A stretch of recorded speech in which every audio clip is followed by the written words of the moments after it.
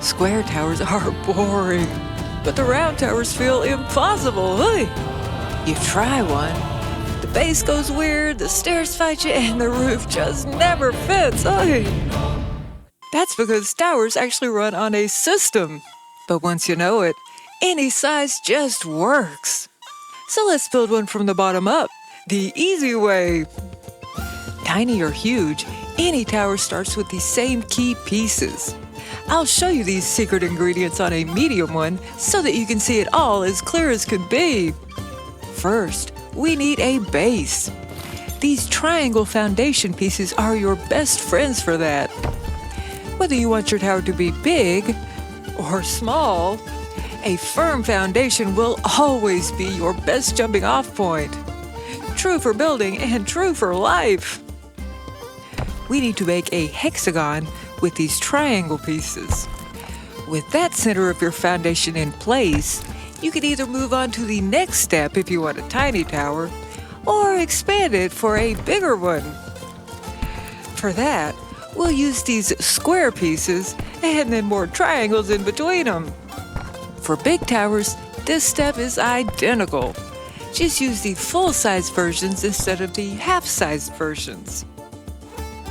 This next step will help you out tons later on.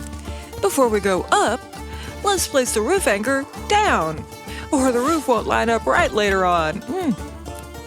Put a center beam starting right in the middle of your foundation. Then carry that beam all the way to the top, up to the peak of your future roof.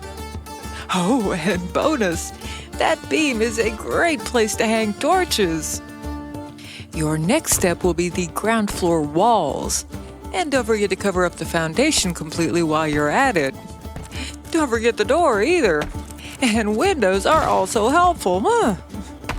Oh, but if this is going to be a functional tower, you're probably going to want to get to the top somehow, which means you're going to need a staircase. Here comes the fun part. Get ready to zoom on up, because even with stability turned on, you can get pretty high with those stairs. And since you've already got those ground floor walls done, just snug those stairs right up against a wall. No matter what size, you'll want those first stairs to go the full length of one of your wall pieces. Once you've got those stairs started, it becomes super easy to put in the landings. You'll just need more of those triangle floor pieces. Hang in there, y'all. Don't let this step break you. Just snap the next set of stairs to the landing and keep on going up like that until you're ready to stop. Or until stability or vertigo pops in to ruin your fun. And without a bunch of walls, you can see what you're doing so much better without all that claustrophobia. No promises about vertigo, though, huh? Tiny towers can skip stairs. Those landings already work just fine as steps when you put them around your central beam. Y'all, we are more than halfway done. And with all that internal stuff dealt with, it's time to start putting up the rest of those walls. I actually like to start with the windows so that I can get the spacing just right. And then we just fill in the holes with plain old walls. Oh, and you might want to put in something at the top of those stairs. A nice landing to survey your domain.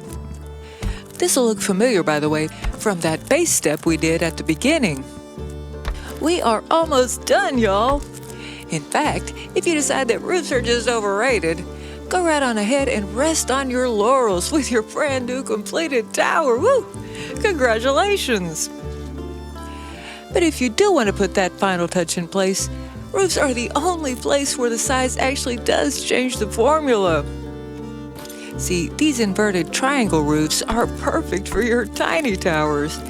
But for anything bigger than that, I use a more tedious but much better looking system, using these hip roof pieces and that central beam that we put in place earlier. Snap the first roof piece to the top of the beam. If you have access to the cottage pieces, this is a great time to use those wonderful 60-degree roof pieces. They just plain look better on top of that tower, y'all. Check your roof piece's bottom edge and make sure that it lands at the top of your tower walls. If not, now's the time to adjust. Either change the beam's height or change your tower's height. Once you're happy with that, get ready for a bit of tedium. That's right, it's time for a whole lot of snapping. Fun. After you snap that first one, all you need to do is rotate the piece one click, then snap it to the exact same snap point at the top of the beam. And then keep on doing that until you've gone around the whole tower. For those big towers, well, you're in for another round of tedium after that too, just lower down. My favorite way to celebrate finally being done with all the tedium is to top off the roof with one of these guys. If you shift into advanced snapping mode, this totem will snap perfectly on top of that central beam. But that's completely optional.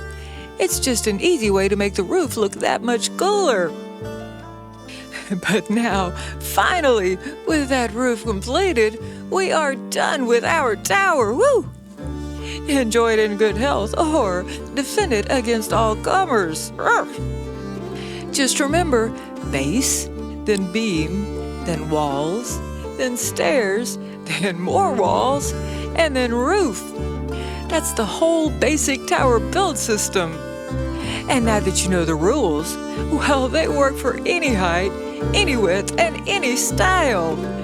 So, feel free to dress this basic tower up however you want. The only real question left is, what are you gonna do with your tower?